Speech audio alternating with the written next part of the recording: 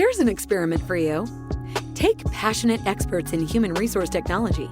Invite cross-industry experts from inside and outside HR. Mix in what's happening in people analytics today. Give them the technology to connect. Hit record. Pour their discussions into a beaker. Mix thoroughly. And voila, you get the HR Data Labs podcast, where we explore the impact of data and analytics to your business. We may get passionate and even irreverent, but count on each episode challenging and enhancing your understanding of the way people data can be used to solve real-world problems. Now, here's your host, David Turetsky. Hello and welcome to the HR Data Labs podcast. I'm your host, David Turetsky, alongside my co-host, Dwight Brown. Hey, Dwight, how are you? Good, David. How are you doing? I'm doing very fine. Thank you very much, sir. Good. Today, we have with us special guests. We have Adriana DiNenno, who is one of those people who we love having on the program. She had one of the top 5 podcasts of ours, which was a focus on mental health. And then she's done a couple others, like with Disrupt HR, but we'll let her talk about that in a minute. But we have another special guest, Christine Burke, who is Adriana's partner in crime where they work. Hello to both of you. Hi. Hi, thank you very much. That was the most muted hello that we've heard on the podcast in a very long time. So, Adriana and Christine, why don't you introduce yourselves? Sure, I'll go first. So I'm a product manager at Healthy Careers right now. I've spent most of my career at Infor, and I specifically work within recruiting and all things HR talent. I have a real passion for finding people jobs. As David said, they're interchangeable. I've been on Disrupt HR, and I did a speak last year on helping people find jobs. And I love mental health. So I have been showcased by this before. Definitely check out my old podcast as well. And Christine and I work together. So I would love for you to get to know her. She's amazing. Hi, yes, we work at Healthy Careers together. I'm a B2B marketing director. I have nearly 15 years of experience in marketing, from brand management, email marketing, demand generation, and storytelling. I used to work for various government media companies in DC, and now live in Salt Lake City out in the mountains, and have turned into a mountain woman. Love spending my time hiking and with my husband and 2 dogs. Awesome. So on every podcast of the HR Data Labs that we do, we ask each guest to say one thing that no one knows about you. We know a lot about Adriana, so we're going to first start with Christine. What's one thing no one knows about you? I wouldn't say no one, because I'm friends with a lot of my friends still from high school, but not professionally. People do not know this because it's kind of embarrassing, but I'm going to share it with you. So I was a majorette in high school, and I have the pictures to prove it that nobody wants to see. But if you don't know what a majorette, it's a baton twirler. So I actually used to twirl fire batons in high school. Oh, wow. Yeah. Are you going to be on America's Got Talent? I can't do it anymore. I'm super out of practice, but... Yeah, definitely don't light them on fire if you're going to do it now. You got a great head of hair. We wouldn't want that to go away. My hair is way too long now to be able to do it effectively without lighting myself on fire. So, yeah, there you go. Amazing. Now mine's going to sound lame. I doubt that, Adriana. You come up with good ones. What's yours? Mine is when I was younger, like 8, I had a crush on Arnold Schwarzenegger. And I wrote him a letter with a picture of me and him holding hands. And I told him that we were going to get married. And my mom actually pretended to send it to him. And I thought she sent it. And this crush went like all the way through like middle school. And I have no idea what that's about. So we'll get a psychologist to dig into that one. I'm not really sure what that's about. So, and you still haven't gotten a reply letter from him? No, I never got a reply. I didn't. That sucks. Arnold, when you listen to this, please do us a favor and look up Adriana, because she's interested. She's looking for you. Yeah. So today's topic is one that's especially near and dear to Dwight and my heart, which is data. It's data at the foundation levels of recruiting and the power of data-driven recruiting. And we're really excited to get going in this. So here we go.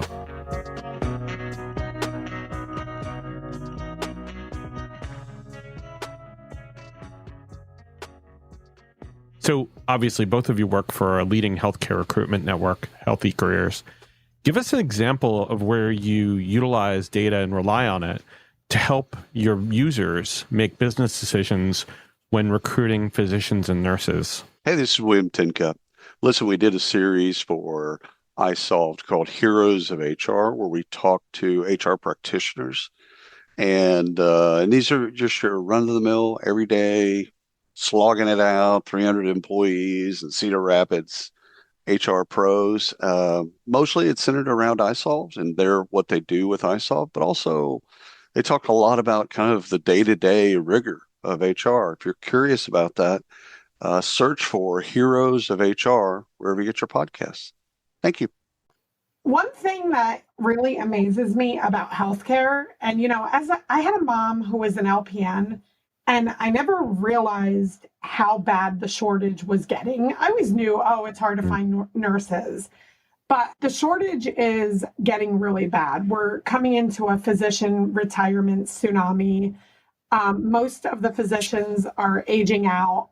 How bad is it, Christine? It's really bad. Yeah, they say by 2034, there will be a shortfall of between 37,000 and 124,000 physicians. Yeah, and to give you a perspective, like we get the hard to find jobs, like believe it or not, like gastro and things like that. And it's our data that actually helps give visibility into like where the gaps are and why we can't fill the position. And we really rely on the data to figure out how to recruit in this volatile environment, because how do you know how to pivot around this when the people just aren't existing? How do you create these opportunities? And the worst part is that it takes a really long time to get someone at that skill level to be able to be plopped into the situation and be successful. You can't just basically take anybody off the street who may have somewhat of a background and actually let them work, especially in a specialization like you were talking about. Yeah, I mean, we have one hospital that has had a physician opening for 2 years, just a general physician. It's a hard to fill one as well. And some of what the data can do for us is, give insights into finding if, you can upskill people, as well as, weeding out you can't just take anyone and plop them into the job, like you said, using AI for some of that and those kind of things. Yeah, and Adriana, a lot of the work that you've done recently of trying to help optimize some of the job postings or, the information that the employers are posting on the job can actually really help them get more talent. So posting the compensation on the job, for example, has been doubling the amount of applies to that position, which obviously makes sense. People want to know what they're going to be compensated and want to know what all of the benefits are before, wasting their time or starting their time with an organization. And so employers can help by being more thorough in their job postings, putting their location on the job postings, tagging their job postings. So the job seeker has more data to make the decision of whether they would like to apply or not. And that kind of seeds the funnel, right? And it starts people into the funnel because then they have much more information about it. They're smarter about it. And they know that either they want to be in that position for a period of time, they want to be in that location for a period of time. They know what the compensation and the eligibilities are for other things. And because it's competitive, they know kind of where I am and where I want to be, and does that help fit? So can you help us understand a little bit more about the funnel and how it is a little bit different in these cases? Yeah, so something that we've been working with our recruiters on is really understanding their kind of job flow funnel. So what happens after an apply? They have to interview, they have to have an offer, and how is the funnel kind of optimized, and where are people falling off in the process, and where can they be doing better in the process? And maybe they don't have a direct functionality to be able to optimize, but they can work with other people, such as a hiring manager, to help them optimize. And so it really helps them to visualize the entire candidate recruitment journey and identify and address their inefficiencies and pain points to optimize each stage. And so they're not like having a leaky funnel. It's something that us marketers have been using for a long time for leads of who's going to purchase, that they're using that for the recruitment space as well now. Yeah. And one thing I was going to say is, one of the things that I'm finding is there's a common misconception that a job description is the same as a job posting, and they're very different things. And I often see as a product manager them being used as if they're the same thing, and they're not. And when they are tried to use as the same thing, it's like trying to put a circle into a square. And what we do is teach people how to write good job postings, which are like advertisements. Separately, the job description is more like a legality of like, what are the actual responsibilities and duties? And I think you get yourself into some trouble. And so if you use them as the same, and I think that the data kind of shines a light on this.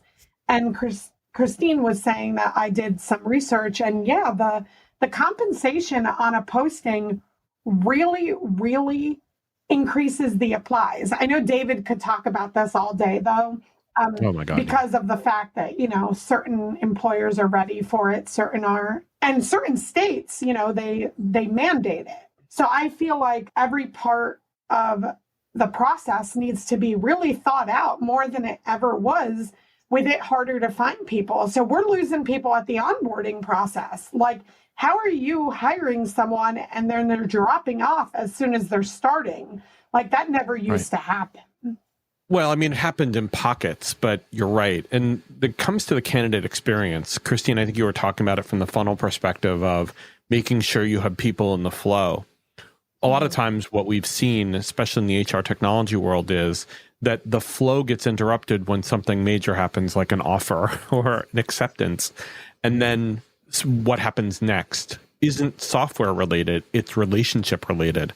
And so keeping, the person warm until they join, giving them that ability through the notice period to get reach outs from the company, from the hiring company to that person, to make sure that they're not just going to go and turn this around and say, to their current company, I got a better offer, I'm sorry, I'm going to leave. And they go, well, no, we'll go counter offer you.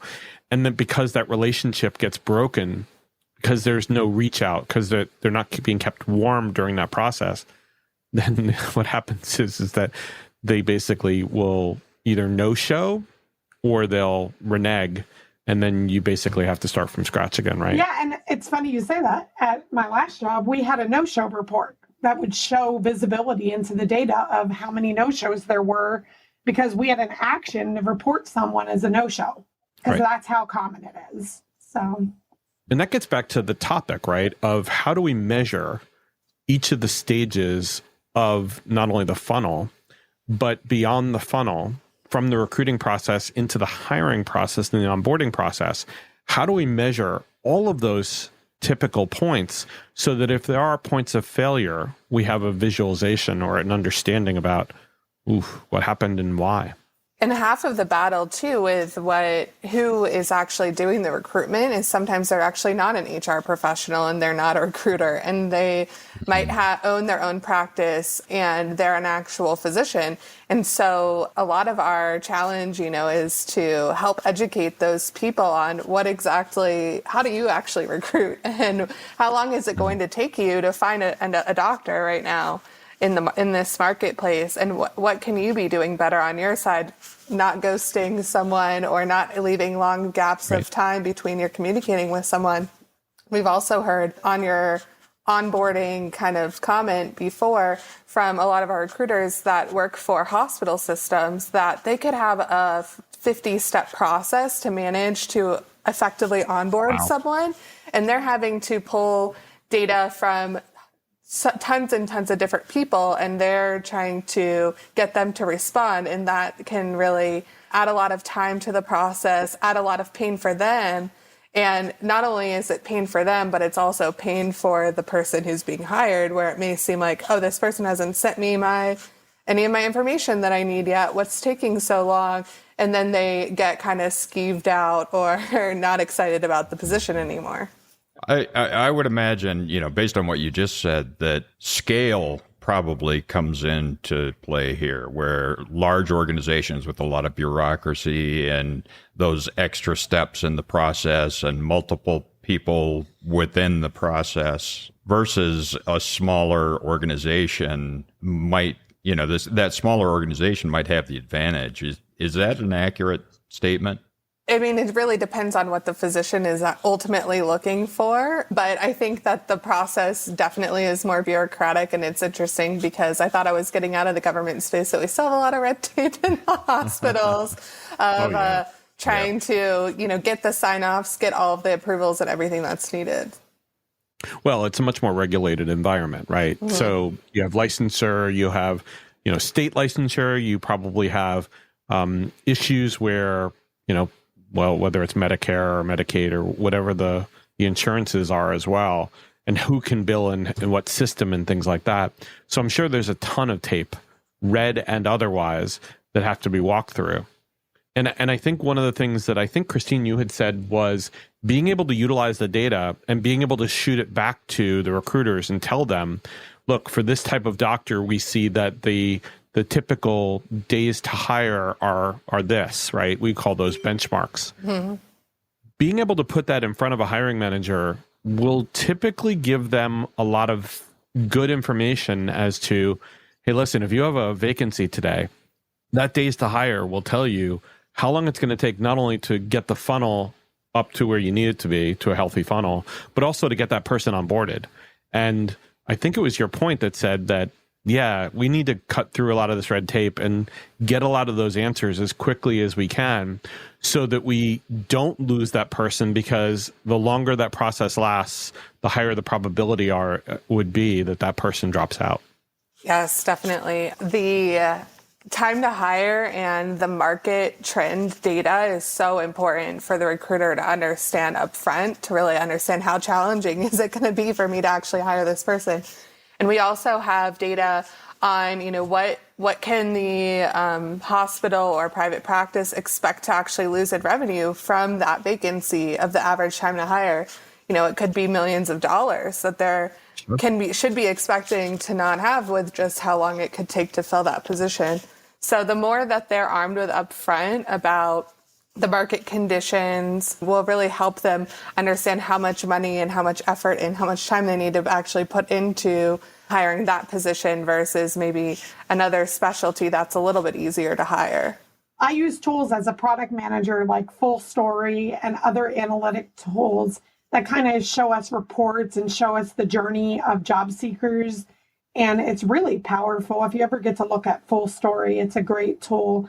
And one of the things we found is that it's different for every industry, but with healthcare, a lot of our audience is looking for additional seeker resources. So we find that, what are the pain points for them? So physician contracts, extremely complicated. So we teamed up with a company to add that service. So it's kind of like looking at your data and seeing where can we help in different areas. We all know the whole resume debacle. Physicians have complicated CVs. How can we help with services for the different areas? So we do some qualitative and quantitative testing and survey and stuff like that. So, and that's exactly the next question. Like what you hear so far? Make sure you never miss a show by clicking subscribe. This podcast is made possible by Salary.com. Now, back to the show. Let's talk a little bit about those surveys and the A/B tests and the qualitative research. How do you actually utilize that data to inform the better business decisions? Sure. I'll talk a little bit about it from the A/B testing. There's actually ABC testing now too, which is really cool. And I use tools as a product manager to be able to see okay, if I were to put compensation on a job posting per se, and I were to run an A/B test, let me see, I'm going to, survey a portion of the population of my seekers, and I'm going to see what the results look like regarding the clicks on those. Are people not clicking it? Are they clicking more? And I'll kind of benchmark the data to see what it said so I can make a more informed decision. And am I going to fail and fail fast? Or am I going to release it and then fail? So it kind of gives you like a preview of what you're about to experience. It's very powerful. Who is the audience of those tests? Product management and marketing analyze the results. But you're not exposing that to your clients for solving the business issues. No, we are not. We find out the business issue and then we run the tests and then we make informed decisions on which direction to go. From your product perspective. Correct. Okay.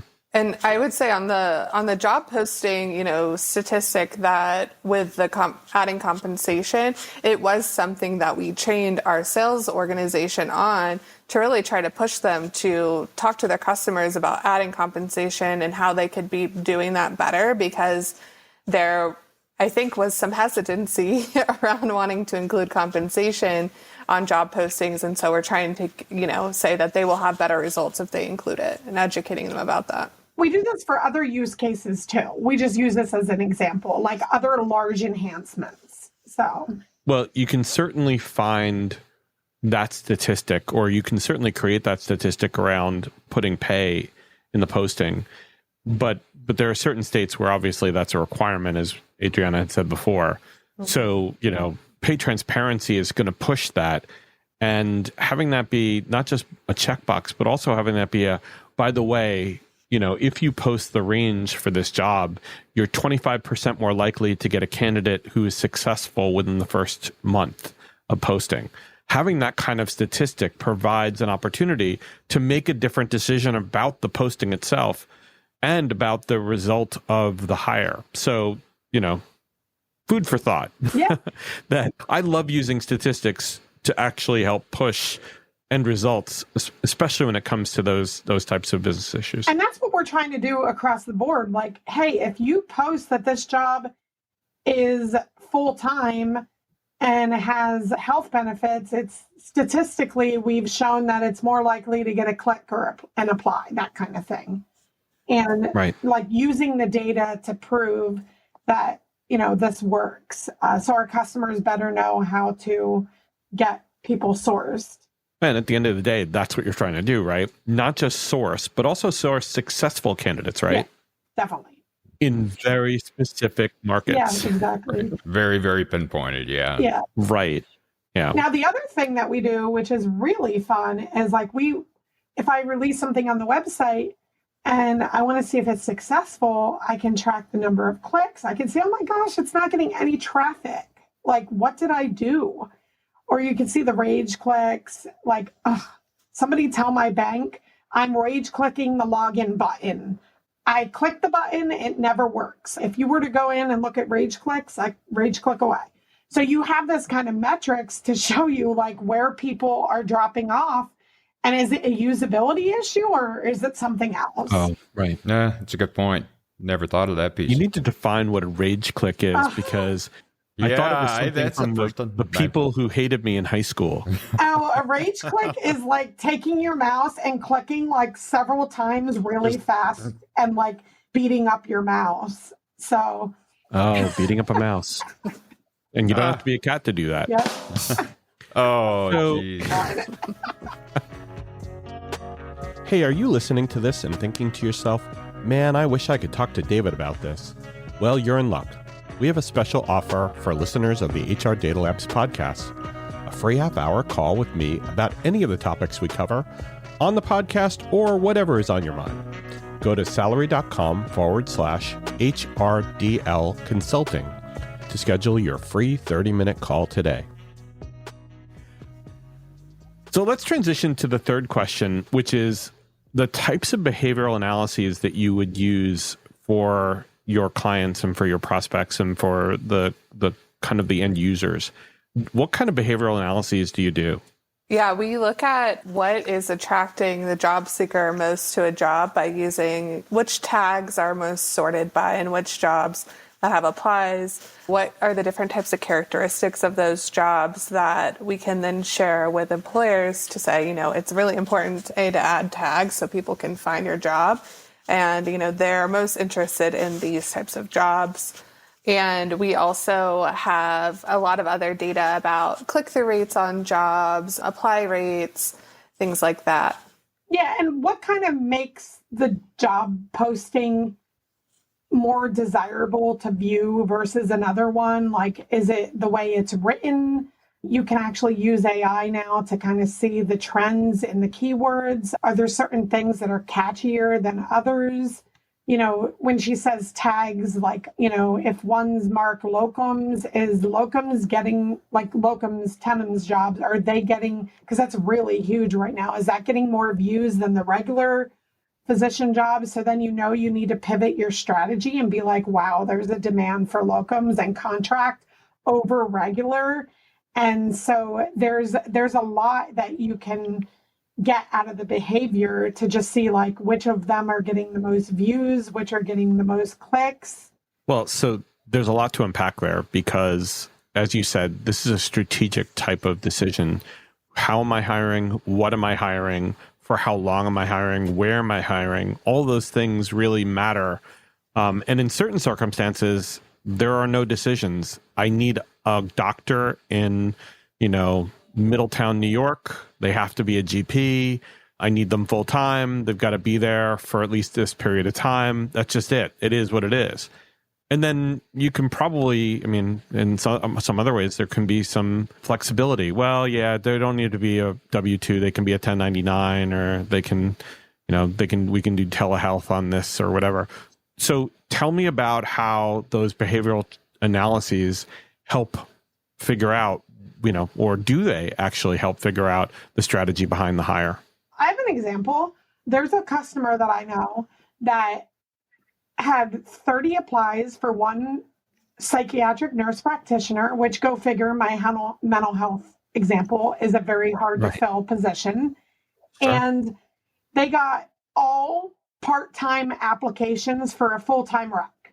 So the data is showing them very clearly that there's a higher demand for part-time than full-time. So do you pivot your rec to two part-times, or do you just keep trying for the one full-time? And, there's questions like that. And that's a really good example. Yeah, that's a great example. Are there any other examples where you can have the strategy drive the posting? I don't know of a specific example like that, but I do know that the gig economy, is extending now to healthcare, and that physicians and nurses are looking for more flexibility, and that hospitals, typically have been, I think, more rigid in their policies and their staffing strategies, but that they're starting to understand that they have to change. It's not going to work, long term. And so they're trying to figure out, how can we have more of a hybrid model? How can we be incorporating telehealth? What is actually important around flexibility for physicians?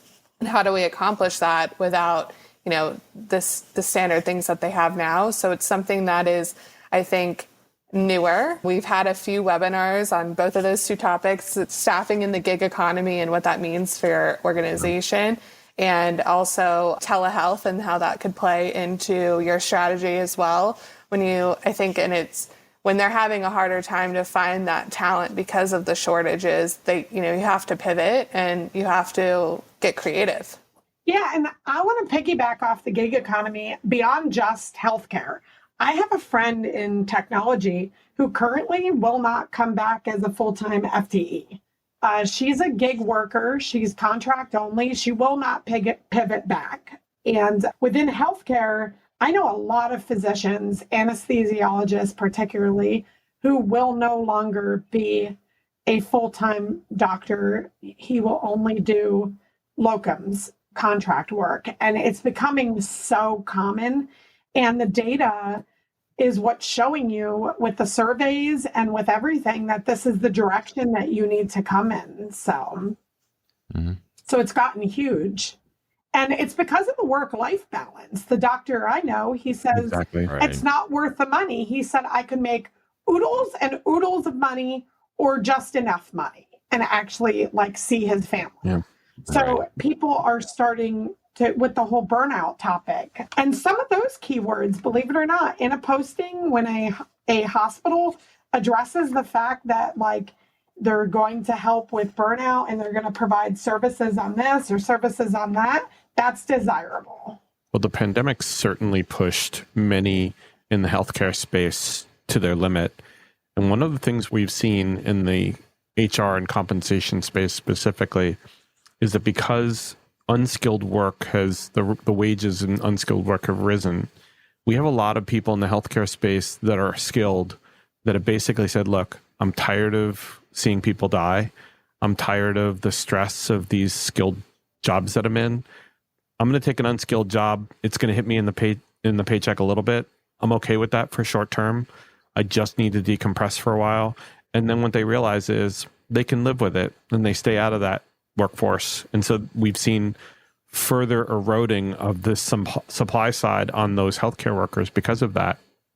And they're okay because, to Adriana's point, their health is more important and their work-life balance is more important than a couple bucks. Yeah. And it's going to impact their life, their long-term strategy. But because his employer is accommodating this type of work, he is not leaving healthcare. And he actually is a very good doctor. So it doesn't have to be that way where you have to leave.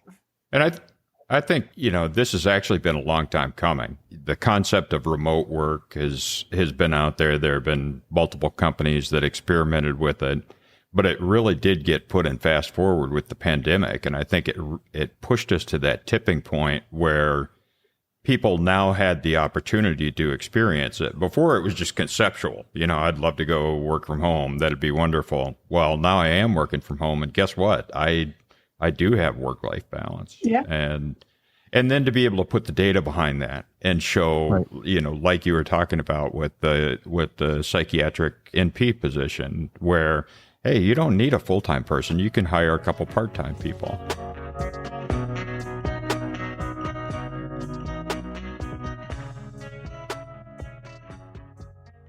So on that note, we've covered a lot of ground. And I just wanted to throw it back to both Christine and Adriana. Is there anything else you want to cover before we close today? No, I think a lot of the concepts that we talked about today can be applied across industries. It's making sure that you're, if you're looking to hire, looking at your whole recruiting process and making sure your job posting is not a job description and writing an optimal one that really is, it's like a fishing hook. And it's not just a fishing hook, though. It has to continue on. You can't say something in a posting and not follow through with it. But, writing them in a compelling way to show people how awesome your place is. And then when they get there, continue to show them that. So, that's basically what I have. And one thing that I was just thinking about is all of the awesome tools that Adriana gets to have the privilege to use as a product manager. Maybe partnering with someone who's in the technical space to really understand, the usability of your website or your employment website and, how you can improve on that front. Yeah. And in your organization, talk to other people. Christine's in marketing and I'm in product. And thank gosh we team up, because if I were to just work in a silo, there's no way I would understand some of the insights that she brings. So when it comes to data, you get data from multiple parts of the organization. And you often, if you work in a silo, don't have visibility into the data that Christine has, that I have different data. And marrying the two up is amazing. And as Dwight and David know, I like to talk. So I meet people in other departments. But if you talk in a silo, it'll sound much more like this, an echo. Yeah.